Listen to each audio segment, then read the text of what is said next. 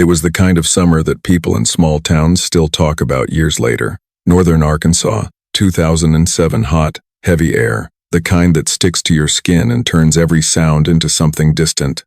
The Monroe family lived on the edge of town, in a narrow one-story house with peeling blue paint and wind chimes that never stopped moving. Carol Monroe had raised her 4 kids there, Daniel, Jessica, and the twins, Caleb and Emily. They were the kind of siblings everyone knew. Loud, close, always together. You couldn't say one of their names without saying the others. Daniel was 24, steady, protective, the kind of older brother who'd fix your car and tease you about it for a week after. Jessica, 22, was quieter but sharp. She'd just finished her EMT training and was planning to move to Little Rock for work. The twins were 17, Caleb all restless energy, Emily all heart. They'd been inseparable since birth, and that summer was supposed to be their last one all together before Daniel shipped out for basic training. So when he suggested one last weekend at Lake Norwood, a favorite spot from their childhood, everyone said yes without hesitation. They packed light, sleeping bags, fishing rods, a small cooler, and their dad's old aluminum boat that Daniel had spent the previous weekend patching up. They left early Saturday morning, laughing as they pulled out of the driveway. Carol watched from the porch, waving, not knowing it would be the last time she saw any of them alive. By Sunday night, when the sun dipped behind the hills and the porch light flickered on, Carol started pacing. They should have been home by then. Daniel was always punctual, respectful, especially to her. When midnight passed, she called Jessica's phone, straight to voicemail, then Daniel's, then the twins. Nothing.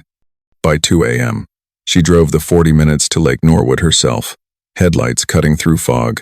The parking lot by the boat ramp was empty except for one vehicle, their truck.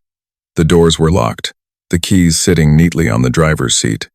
Inside were their extra clothes, snacks, Jessica's purse, and a Polaroid photo tucked in the visor, the 4 of them smiling by the lake from years before. But there was no sign of them now. She called 911 at 3:14 a.m. The first deputy arrived half an hour later. He noted 4 distinct sets of footprints leading down to the dock, one set larger, likely Daniel's, and 3 smaller ones alongside. The prints ended at the water's edge. The family's small fishing boat, usually tied up there, was gone. Search teams were called in by sunrise. Deputies traced tire tracks near the dock, but they led nowhere, fading into gravel. The sky darkened early that day. Storms rolled over the lake, lightning striking so close that rescue teams had to pull back. By the next morning, the water was churned to silt, visibility reduced to inches. The local dive unit spent 3 full days searching the lake, dragging sonar lines, probing for any sign of wreckage. They found nothing. On the 4th day, the Arkansas State Police took over. News vans began showing up. Reporters described the case as an entire family swallowed by a lake. Carol, her voice trembling, stood before cameras, begging anyone with information to come forward. "They didn't run away," she said. "They're out there somewhere. Please, help me bring my children home." As the days turned to weeks, theories spread faster than facts. Some believed a storm capsized their small boat. Others thought they might have tried to cross to the far side of the lake and drowned in deep water. But there was one part of the lake nobody wanted to talk about, a section near the southern cove known as the Hollow Below. Old-timers swore there used to be mining shafts under that part of Norwood before the area flooded decades ago. They said it wasn't safe, that the ground beneath was unstable, riddled with tunnels and sinkholes. When asked, the sheriff called it folklore, but divers quietly admitted that sonar readings from that section came back irregular. By August, the official search ended. The case shifted from search and rescue to recovery. But without bodies, without debris, even that word felt wrong. The Monroe siblings were simply gone. Their empty truck was towed back to town, parked behind the sheriff's department as evidence. Carol kept visiting the lake every week, sitting on the same dock where their footprints once ended, staring out at the flat, unmoving water. As summer faded into fall, people began to move on. The local paper stopped running updates. The police stopped returning reporters' calls. But for the people who lived around Lake Norwood, The silence left behind felt heavier than before. Some nights, fishermen claimed they heard voices' laughter carrying faintly across the water, like echoes, and from a memory. Others swore they saw a light flicker near the southern cove, the same way one had that night before everything went dark. In time, the case became less an investigation and more a legend, the story of 4 siblings who went to the lake and never came back. A story that every new family in town eventually heard, told in lowered voices. And for nearly 2 decades, that was all it remained. A mystery buried beneath still water. But legends have a way of resurfacing, especially when the past refuses to stay quiet. The investigation began before the fog had even lifted from the lake. Sheriff Dale Warren, a man known for his calm but stubborn nature, took charge that Monday morning.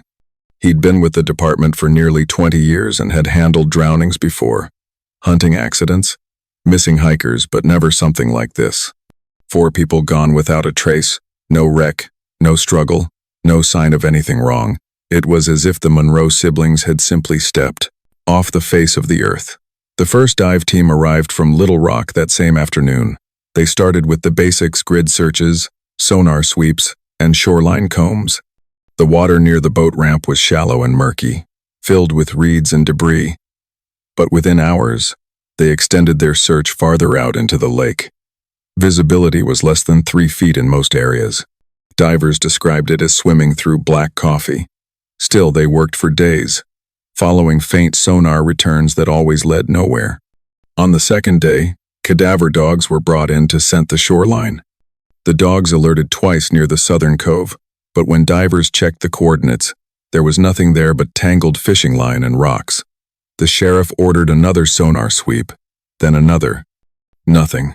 By Wednesday, the town was on edge. Parents kept their kids home from the water. Gas station clerks whispered about something under that lake. Local fishermen refused to launch their boats, saying the water didn't feel right. Sheriff Warren, though, stayed practical. He believed in evidence, in logic. He reviewed every minute of cell data, surveillance footage, and witness statements the department could collect. The last confirmed pings from the siblings' phones came at 8:42 p.m. Saturday night, right there, at Lake Norwood. After that, silence. The signal died simultaneously on all 4 devices, as if someone had shut off a switch. The sheriff thought it strange. If it were a capsizing, he expected at least a few minutes of scattered activity calls, messages, a burst of panic. But there was nothing. 2 fishermen came forward saying they saw a small aluminum boat moving near the southern cove that night, a single light flickering. They said it disappeared suddenly, like the lamp was turned off mid-ride. They assumed a storm was rolling in and didn't think much of it until the news broke the next day. When investigators followed up, neither man could pinpoint exactly where they'd seen it. Fog had settled in thick that evening, erasing distance and sound. Detectives began exploring other angles. Was it possible the siblings staged a disappearance? Daniel had money saved for the military. Jessica had recently broken off an engagement with a man described as possessive. But Carol, their mother, rejected the idea instantly. She said Daniel wouldn't abandon her, not with his sense of responsibility. And Jessica, she insisted, had been planning to move closer to home after training, not farther away. Still, the investigation pressed on. The sheriff tracked down Jessica's ex-fiancé, questioned him twice. He had an alibi, a wedding in Little Rock that weekend, confirmed by multiple witnesses. Another lead came from a nearby town, where someone claimed to have seen the twins at a diner early Sunday morning. Security footage disproved it. Again and again, every thread unraveled. When the sonar data from the southern end of the lake came back, investigators noticed an odd depression in the sediment, a kind of sunken pocket that didn't match the surrounding terrain. It wasn't big enough for a car, but large enough for a small boat. They marked the coordinates and sent divers. Nothing but mud. Still, some of the older deputies said that part of the lake had always been strange. Years ago, before the reservoir expanded, there'd been a series of limestone pits from old mining operations. Locals said some tunnels hadn't been properly sealed before the water filled in. Nobody could prove it, but everyone in town seemed to know it. By the 3rd week, the search had shifted from rescue to recovery. Crews dragged weighted hooks across the lakebed, searching for metal or human remains. They found discarded tires, beer cans, and a rusted bicycle frame, but no boat, no siblings. The sheriff held daily briefings for the media at first, then every few days, then none at all. He told reporters they'd exhausted all active leads, that the Monroe's disappearance was an ongoing investigation. But behind closed doors, his team had little left to go on. The emotional center of the case became Carol Monroe herself. Night after night, she appeared on local television, pleading for help. Her words were raw, her face hollowed by exhaustion. "If they're out there, please find them," she said once, staring directly into the camera. "If they're gone, just bring them home." The image of her standing alone by the dock, the same dock where her children's footprints ended, was replayed on every regional channel for weeks. That clip would later define the case. As the months wore on, public interest faded. The sheriff's office quietly reduced the number of active deputies assigned to the investigation. Tips slowed to a trickle. Every so often, a fisherman would report finding something strange, a torn life jacket, a piece of fiberglass, but nothing ever matched the Monroe's boat. By the winter of 2008, the case had lost momentum. The sheriff moved on to other duties, though he kept a box labeled Monroe case file on the corner of his desk. Inside were copies of the sonar maps, photographs of the lake, and the original missing persons reports, their edges worn soft from being handled too often. In 2009, the town installed a small memorial near the boat ramp, a bronze plaque with the siblings' names and the words "Gone too soon." Locals brought flowers every summer, though over time fewer people came. The story became something parents told their kids to keep them away from the deep parts of the lake. But strange things lingered. Every year, around the anniversary of their disappearance, campers reported odd sounds across the water late at night, soft laughter, echoing faintly, sometimes overlapping voices that seemed to rise and fade. Park rangers dismissed it as wind, as sound bouncing across still water. Others weren't so sure. Some swore they saw faint light glimmering in the southern cove, like a lantern moving slowly just below the surface. The sheriff eventually retired. The Monroe's names were added to the state's cold case database. For Carol, though, time didn't dull the ache. She still visited the lake, still sat at the edge of that same dock, still waited. And for 18 years, that was all anyone had: rumors, grief, and a lake that refused to give up its dead. But in 2025, when the drought came and the water began to drop, Lake Norwood finally started to reveal what it had been hiding all along. By the summer of 2025, the air around Lake Norwood felt wrong. The drought had been building for months, weeks of unbroken heat that left the hills brittle and the grass gray. Locals said they hadn't seen the water this low in their lifetimes. What was once a wide, glossy expanse had receded into something smaller, stranger. The shoreline stretched out in cracked layers of clay, dotted with empty cans, rusted lures, and tree stumps that hadn't seen sunlight since the late 70s. For a town that had grown up around the lake, it was unsettling. People drove out just to stare at it, some out of curiosity, others out of quiet unease. It didn't look like the same place anymore. The docks hung awkwardly in midair, and the boat ramps ended abruptly in dry dirt. What used to be deep water now looked like a desert that had swallowed something whole. On a muggy afternoon that July, a small volunteer dive and recovery group from Fort Smith arrived to document what the drought had revealed. They weren't investigators, just hobby divers who liked exploring flooded areas when the water dropped low enough to show the lake's old bones. They'd heard about the Monroes growing up. Everyone had. But they weren't expecting to find anything connected to that case. They brought along GoPros, metal detectors, and an inflatable raft. They started at the southern cove, where the water had been receded nearly 20 feet. It was here that one of them spotted a metallic glint poking through the clay near a half-buried log. They thought it was part of a trailer hitch at first. But as they brushed away the mud, a wider shape emerged, flat, slightly curved, coated in silt. The outline of a car roof. They kept filming as they dug. A rear window appeared, shattered but intact enough to show faded paint beneath. When they uncovered the license plate, they stopped talking. The camera caught it clearly. AR-2937. The plate was nearly fused to the metal, but the numbers were unmistakable.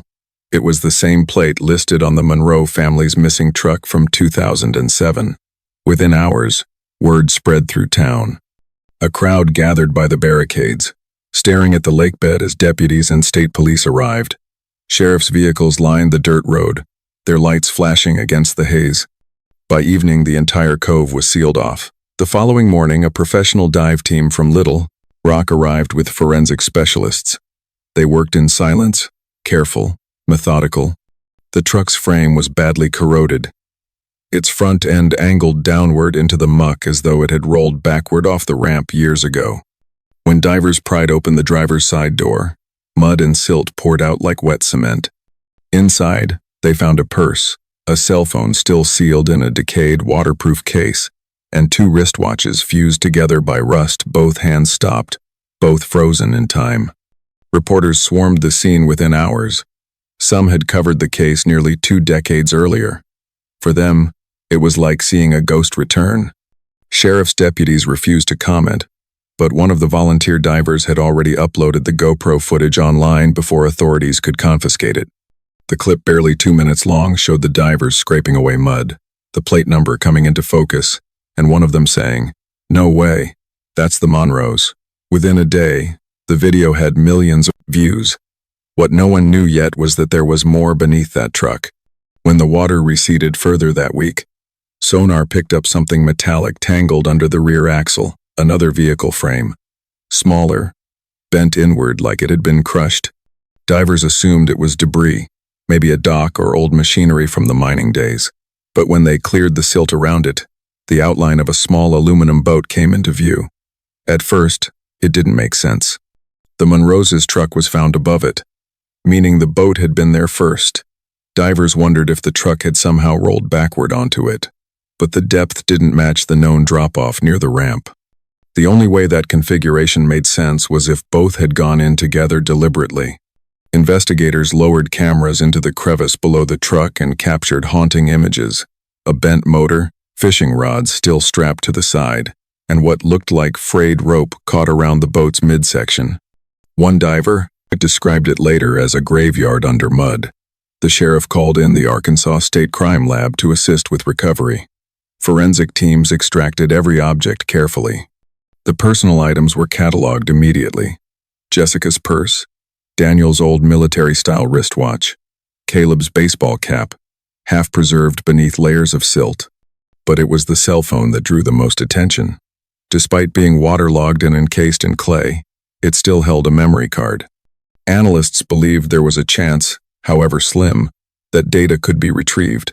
By now, the story had exploded. National outlets arrived to film the recovery, spinning it as the long-awaited break in a haunting cold case. Interviews with aging locals flooded social media. People who claimed they'd always suspected the siblings were still down there. Others speculated about what had really happened that night, whether it was an accident or something darker. The renewed attention forced the sheriff's office to reopen the Monroe file officially. Old evidence was pulled from storage, dust shaken from decades-old theories. Former deputies were interviewed again. Most of them retired or moved away. One of them mentioned something that stuck: a comment about the hollow below, that section of lake everyone avoided. It lay less than 100 yards from where the truck had been found. Within a few days, divers began scanning the deeper portion of that area. The sonar imagery came back distorted, unclear. Something down there, either dense silt or another large object, was interfering with the readings. They decided to leave that section for later, once they'd secured the vehicles. For Carol Monroe, who was now in her late 60s, the call came late at night. The sheriff didn't want her hearing it on the news. She listened in silence as he told her they'd found the truck. There were no remains yet, but they were sure it was hers. She didn't cry, at least not right away. According to a family friend, she sat quietly for nearly a minute before saying only, "I knew they never left me." The following morning, she went to the lake, leaning on a cane, standing behind the yellow tape. The ground smelled of dried algae and motor oil. Reporters shouted questions she didn't answer. All she said, barely above a whisper, was that she'd been waiting 18 years to look at something real. As forensic teams worked to lift the truck from the mud, cameras captured every moment. The metal groaned as it broke the surface, water pouring from the windows like tears. The crowd that had gathered fell silent. For a moment, the only sound was the wind moving across the dry lakebed. But when the crane shifted the wreckage aside, and the divers re-entered to document what was beneath it, one of them radioed a single, panicked phrase to the surface team. "There's another frame under here and it's not on any record." That discovery would change everything. When the forensic dive team returned to Lake Norwood 2 mornings later, the waterline had dropped another foot. The air smelled of metal and algae, thick with the kind of heat that makes everything feel slow. The truck was already half exposed, sitting at an unnatural angle. From above, it looked like it had backed straight off the end of the dock, a perfect line. No signs of a skid, no panic. For sheriff's investigators, that alone was strange. If it were an accident, they expected chaos, churned gravel, gouges in the ramp. Instead, the scene was clean. Too clean. The recovery operation began at sunrise. Deputies cordoned off the southern cove, while a state dive crew and forensic specialists rigged cables beneath the frame.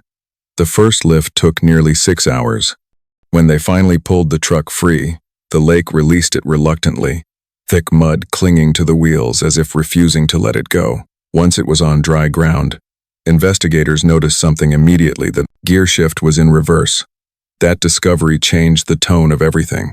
Vehicles don't simply slip backward in reverse without someone behind the wheel or a deliberate push. Investigators began photographing every inch. The tailgate was dented inward, consistent with pressure from behind, the kind that might come from being forced or rammed. While the forensic team examined the truck, divers focused on the smaller metallic shape beneath it. The sonar images had already hinted at something crushed, but no one was prepared for what emerged from the muck. It wasn't machinery, and it wasn't debris. It was a boat, a small aluminum fishing vessel, about 12 feet long, the same make and model the Monroe family had owned. The hull was warped, collapsed under the truck's weight. Inside, tangled in the wreckage, were bones. At first, the divers thought they'd uncovered debris, driftwood, maybe. But as they cleared the silt, the shapes became clearer. Skeletal remains, 2 of them, positioned upright in what had once been the boat's seating area. Both were bound with nylon rope around the wrists and ankles, seated as if forced to stay there. The divers surfaced in silence. None of them said much on the record, but one later admitted it was the worst thing he'd ever seen in his career. By late afternoon, the recovery team had retrieved both bodies. They were transferred to the Arkansas State Crime Lab for identification. The results arrived 3 days later. Dental records confirmed the remains belonged to Daniel and Jessica Monroe. Their bones showed no signs of animal disturbance or water dismemberment. Instead, the pattern of fracturing suggested blunt force trauma, consistent with a vehicle impact. In other words, they were already bound and seated in that boat when the truck rolled or was pushed off the dock, crushing them instantly. It was the first solid evidence that what happened that night wasn't an accident. The media erupted. Reporters flooded Norwood again, broadcasting live from the dry cove. Their microphones pressed close to exhausted officials. They called it the Lake Norwood murders. Theories flew faster than the sheriff's office could dismiss them. Some believed the siblings were victims of a robbery gone wrong. Others thought it was a crime of passion. Online forums speculated endlessly, pulling every old rumor from 2007 back into the light. But investigators weren't finished. As they sifted through the silt below the recovery site, they found something small but chilling. A single, .22 caliber shell casing lodged between layers of mud, several feet from the crushed boat. Near it was a scrap of torn denim fabric, not from any of the Monroes' clothing cataloged in the original missing persons file. The fabric contained faint traces of motor oil, the kind used in small engines or maintenance work. Detectives began building a new theory that someone local, familiar with the lake and its layout, had orchestrated the event. They reviewed all names from the original search team, anyone who'd been on site during the early investigation. One name kept reappearing: Deputy Mark Tillman. Tillman had been one of the first responders the night Carol Monroe reported her kids missing. He'd coordinated the early dive efforts and was the last person to examine the dock before the rainstorm hit. He'd since retired and passed away in 2019, a death ruled accidental, a hunting misfire in the woods outside town. But the coincidences were hard to ignore. A retired diver who'd worked alongside Tillman in 2007 contacted detectives after hearing about the new discoveries. He said there had always been talk about a maintenance tunnel near the southern end of the lake, an old concrete shaft built back in the 50s when the area was still used for limestone mining. The shaft, according to him, connected to the lake through a hidden channel that had supposedly been sealed off in 1983. But over time, flooding and erosion could have weakened the closure. He told them something else, something that made investigators pause. During the original search, Tillman had explicitly ordered them not to dive near that southern cove, citing instability in the ground. They obeyed, assuming it was for safety reasons. But now, with the lake nearly 20 feet lower, the area he'd warned them away from was exactly where the truck and boat had been found. The current sheriff, a younger man who'd inherited the cold case, ordered a geological scan of the southern basin. What they found beneath the sediment shocked even seasoned investigators: a large void, irregular in shape, stretching deep into the bedrock. It wasn't a natural depression. It was a tunnel. The opening sat less than 20 yards from where the truck had rested. It was partially collapsed, clogged with debris and sediment, but there was enough of a cavity to suggest something could have once passed through or been pushed into its depths. The working theory shifted again. Maybe Daniel and Jessica hadn't been the only victims that night. Maybe the twins, Caleb and Emily, were still somewhere in that tunnel system, carried deeper underground by floodwater or hidden intentionally. The possibility was horrifying, but it gave investigators a direction. By late August, search crews began mapping the collapsed section using drones and underwater probes. The footage revealed narrow, flooded chambers branching off like veins. In one of those sections, divers thought they saw something metallic embedded in the wall too deep to reach without excavation. Funding and safety constraints halted exploration before they could confirm it. Meanwhile, the town's rumor mill spun out of control. Some said Tillman had been hiding something long before the Monroe case. Others claimed Daniel had stumbled onto evidence of an illegal dumping operation near the lake, and that confrontation had cost him and his siblings their lives. A few believed there was more than one person involved, that the truth was buried somewhere beneath that limestone. For Carol, none of the speculation mattered. She finally had 2 of her children back, but the absence of the other 2 was unbearable. She told a reporter quietly that it felt like the lake had given back half its secret. Investigators promised to keep digging, but even they knew the odds. The tunnels beneath Lake Norwood were unstable, filled with decades of debris. Any remaining remains, if they existed, could be unreachable. Still, one truth had become undeniable. The Monroes hadn't vanished by chance. Someone had planned it. Someone had made sure the story ended at the bottom of the lake. And yet, beneath that cracked lakebed and forgotten mine shaft, the story wasn't over.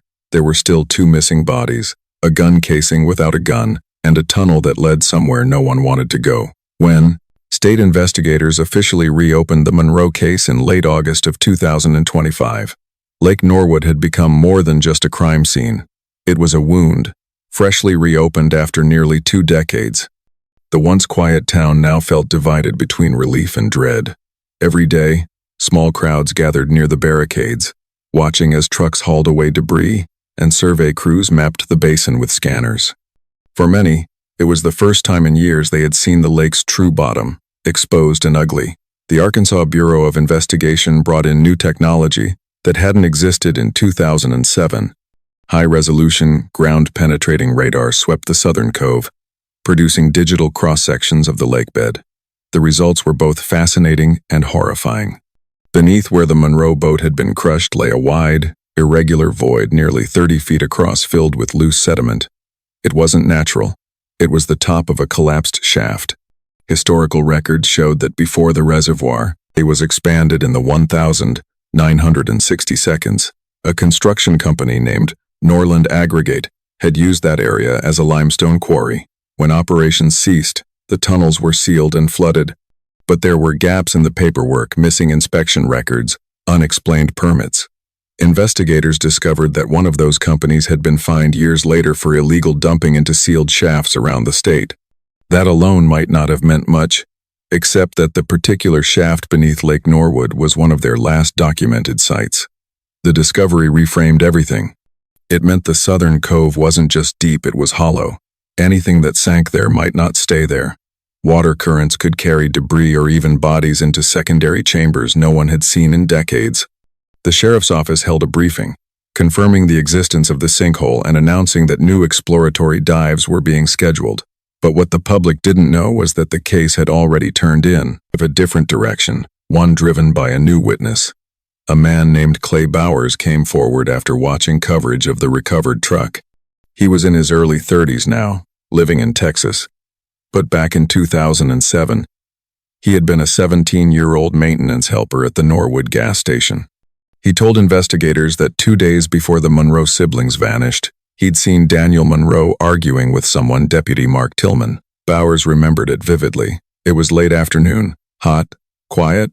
Daniel had pulled in to fill up his truck and was talking to Tillman near the pumps. The deputy's posture wasn't casual. He was angry, gesturing toward the lake road. Bowers didn't hear much, but one phrase stuck with him.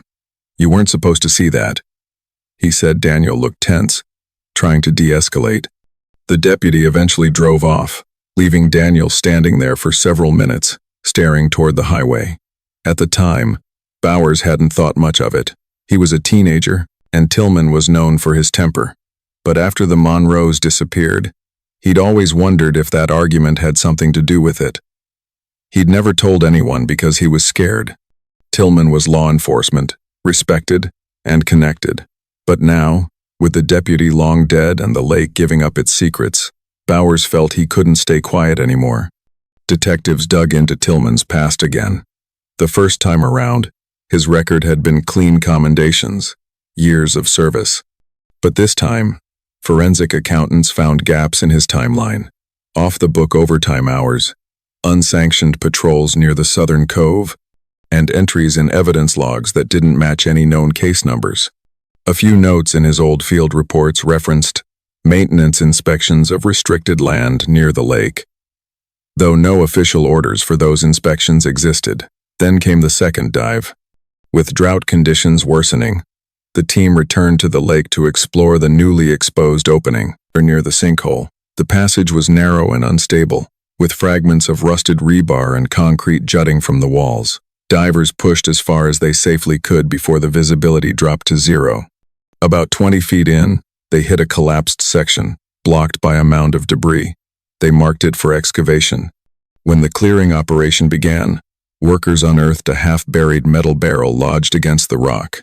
It was heavily corroded, its lid barely intact. They assumed it was industrial waste from the quarry days, one of many dumped there illegally decades earlier. But when technicians pried it open, the air that escaped carried a sour, organic odor that silenced the entire site. Inside, packed in mud and plastic, were small fragments of bone, tufts of hair, and remnants of children's clothing. Bright colors faded to brown. Forensic testing confirmed what investigators feared. The bones belonged to two separate victims, both children. DNA matched them to unsolved disappearances from the 1,992 cases out of neighboring counties that had baffled law enforcement for years. And the lead investigator on both of those original cases had been Deputy Mark Tillman. The discovery shifted the investigation from tragedy to horror. What started as the reopening of a family's cold case had now expanded into a serial crime that spanned more than a decade. Detectives began piecing together a theory that Daniel Monroe, while fishing or hiking near the lake, had come across something incriminating, maybe even that very barrel. It would explain the argument Bowers witnessed. Daniel must have confronted Tillman, not realizing how deep the danger ran. The working theory took shape painfully. Tillman, desperate to cover his past crimes, may have lured or coerced Daniel and his siblings to the lake under the guise of helping. Once there, something went wrong, an altercation. Maybe an attempt to silence witnesses, and what followed was an orchestrated disposal. The truck driven backward, the boat crushed beneath it, the bodies bound.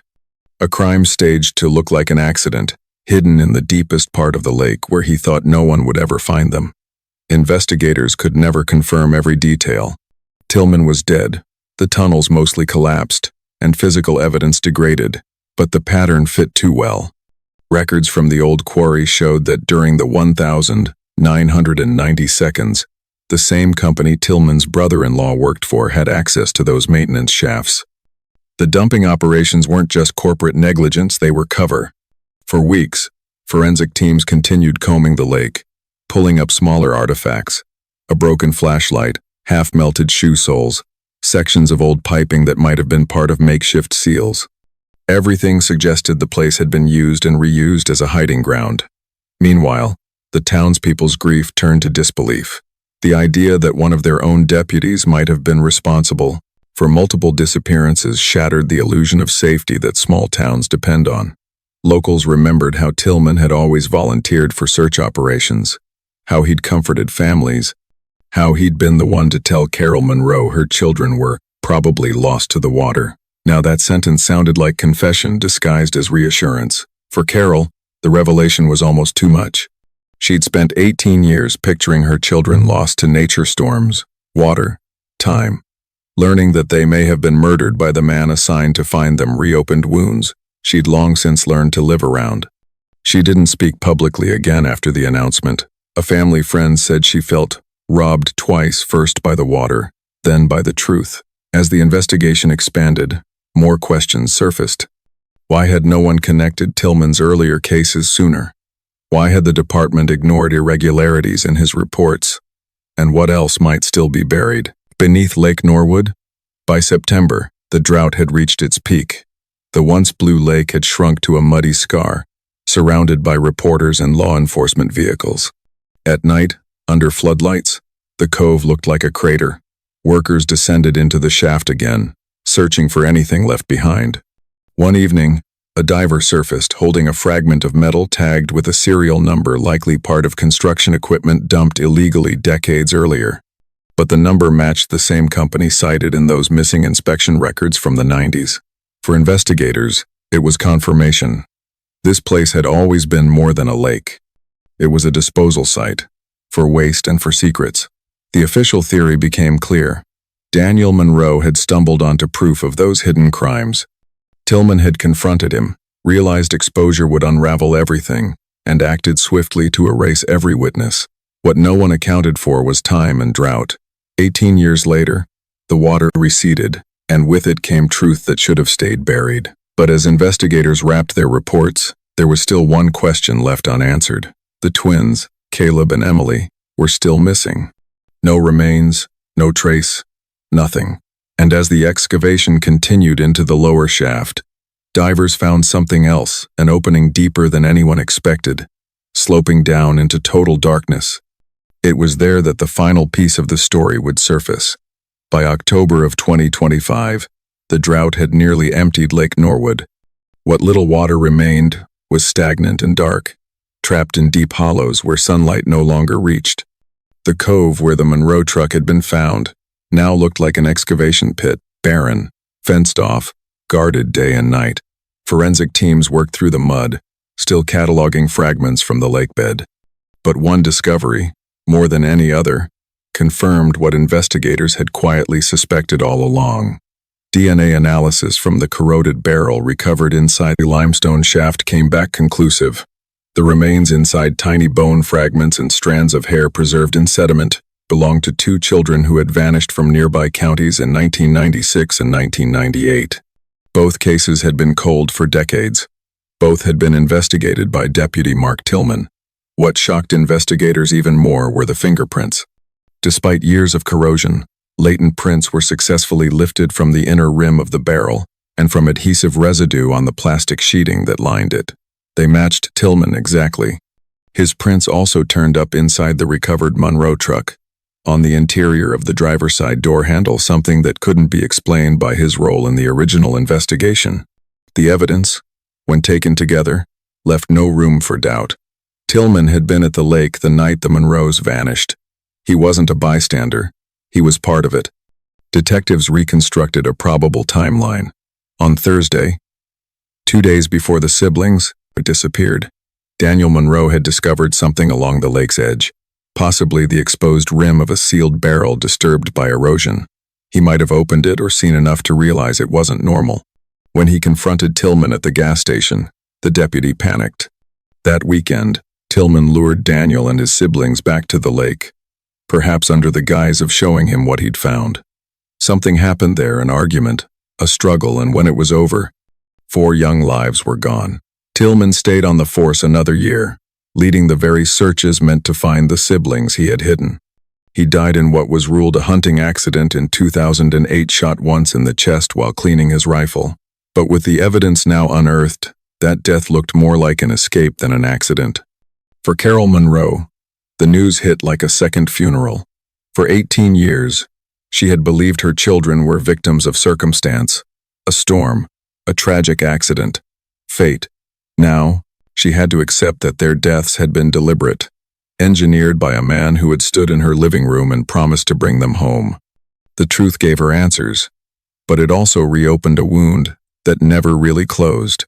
Reporters waited outside her house for days, but she never spoke again publicly. Her last statement came through her pastor. "I know what happened. That's enough." The county erected new fencing around the southern basin to protect the excavation site, but curiosity in town didn't fade. With the drought continuing, the limestone shaft grew more exposed each week, its jagged entrance yawning wider as water drained away. Locals called it the mouth. It became a place no one wanted to approach, but everyone talked about. A month after the barrel discovery, divers re-entered the shaft for one last sweep before seasonal rains returned. They descended nearly 40 feet through narrow channels, mapping sections where debris had collapsed. In one small side chamber, they found something unexpected, a narrow pocket of air trapped behind a silt shelf. Floating just beneath the ceiling was an object half covered in clay, a waterproof camera housing. The brand was obsolete, popular in the mid-2000s. It was the same model Daniel Monroe had owned. The housing was damaged but intact. Inside were 2 corroded SD cards sealed in mud. Forensic labs spent weeks drying and recovering data. Most of it was corrupted beyond repair, but one short clip remained readable. The footage was grainy and dark, illuminated only by a flashlight beam bouncing off dripping limestone. The timestamp showed the night of the disappearance. The camera wobbled as someone, likely Daniel, struggled to hold it steady while moving through shallow water. Another voice could be heard, younger, frightened. "Caleb." The audio was muffled, but enough survived to piece together fragments. Daniel was yelling for Jessica. The water around them was rising. Caleb's breathing grew, panicked as Daniel tried to lead him upward toward what he thought was an opening. Then the light flickered, dipped beneath the surface, and the image blurred. For a few seconds, there was only the sound of sloshing and echoing shouts. Then, in the reflection of the water, another figure appeared. Not Daniel, not Caleb, something taller, standing motionless at the edge of the beam. The flashlight jolted once, and the screen went black. The recovered footage lasted less than 2 minutes, but it changed everything about how people remembered that night. It proved at least 2 of the siblings had been alive after entering the cavern. It also hinted that they weren't alone. The sheriff's office confirmed the video's authenticity but declined to release it publicly. Still, someone within the chain of custody leaked it.